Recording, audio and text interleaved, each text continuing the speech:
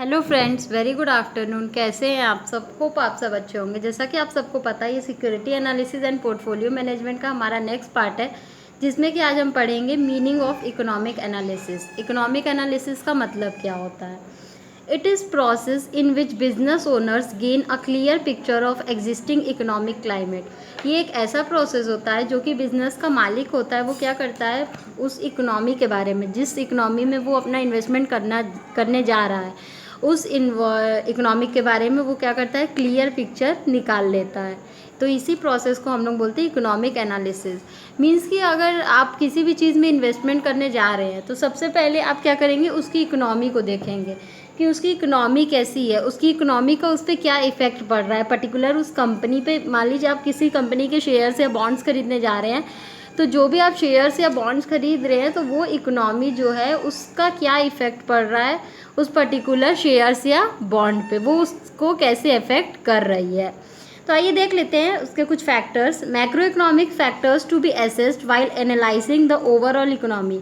अगर पूरे इकोनॉमी के बारे में हमें जानना है तो ये कुछ फैक्टर्स होते हैं जो कि हमें एनालाइज करना बहुत ज़रूरी होते हैं, तभी हम क्या करेंगे, पूरी इकोनॉमी के बारे में जान सकते हैं। मैक्रो इकोनॉमिक्स मीन्स पूरे इकोनॉमी के बारे में जानना। तो देखिए, इसमें फर्स्ट है आपका जीडीपी, जिसका फुल फॉर्म होता है gross domestic product. Gross domestic product का मतलब क्या होता है? अगर आपकी जीडीपी इंक्रीज़ हो रही है तो वो क्यों इंक्रीज़ हो रही है? क्योंकि आप प्रोडक्शन इंक्रीज़ कर रहे हैं। अगर आप प्रोडक्शन आपकी डिक्रीज़ हो रही है तो आपकी जीडीपी भी क्या होगी, डिक्रीज़ होगी। तो इससे अगर आपकी जीडीपी इंक्रीज़ हो रही है तो हमें पर्टिकुलर ये पता चलता है कि आपका हर साल प्रोडक्शन कितना इंक्रीज़ हो रहा है या कितना डिक्रीज़ हो रहा है। अगर हर साल आपकी जीडीपी इंक्रीज़ हो रही है यानी हर साल आपका प्रोडक्शन अच्छा है, इंक्रीज़ हो रहा है, तो हम उस पर्टिकुलर कंपनी के शेयर्स या बॉन्ड्स में इन्वेस्ट कर सकते हैं।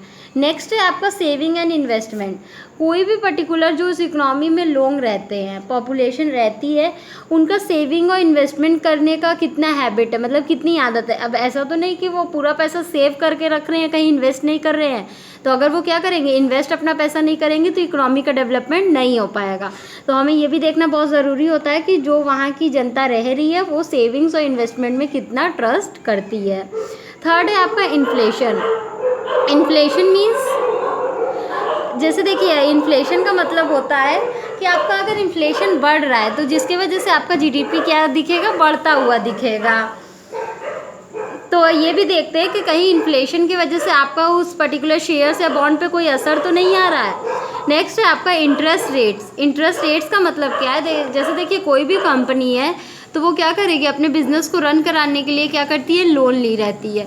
तो हमें ये देखना ज़रूरी होता है कि वो जो लोन ली है उस पर इंटरेस्ट क्या बहुत ज़्यादा हाई चार्ज हो रहे हैं या कम चार्ज हो रहे हैं। अगर बहुत ज़्यादा वो इंटरेस्ट दे रही है तो मतलब कंपनी ज़्यादा प्रॉफिट अर्न नहीं कर पाएगी।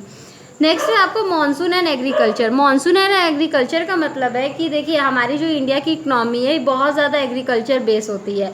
एग्रीकल्चर, जैसे कि बहुत सारी ऐसी कंपनीज होती है जो कि एग्रीकल्चर बेस्ड होती है। जैसे कि मान लीजिए शुगर केन की कंपनी है तो वो तो एग्रीकल्चर पे ही डिपेंडेंट है शुगर केन के लिए। तो हमें एग्रीकल्चर को भी ध्यान में रखना होता है कि उस पर्टिकुलर एग्रीकल्चर का यानी उस मॉनसून का उस कंपनी पे क्या असर पड़ रहा है। अगर अच्छा हमारा एग्रीकल्चर अच्छा होगा तो ही उस कंपनी की ग्रोथ अच्छी होगी। नेक्स्ट है आपका इंफ्रास्ट्रक्चर। इंफ्रास्ट्रक्चर मतलब क्या होता है कि वहाँ जो आपका है डैम, ब्रिजेस, बिल्डिंग, पुल, ये सब वहाँ के आपका ये सब कैसा है, डैम ब्रिज सब अच्छा तो है, रिपेयर तो है ना, कहीं ऐसा तो नहीं कि ख़राब है, टूटा है। तो वो भी क्या करता है, कंपनी को बहुत ज़्यादा इफेक्ट करता है। नेक्स्ट है आपका पॉलिटिकल स्टेबिलिटी। पॉलिटिकल स्टेबिलिटी का मतलब ये होता है जो भी वहाँ की गवर्नमेंट है वो क्या है, स्टेबल है कि नहीं है।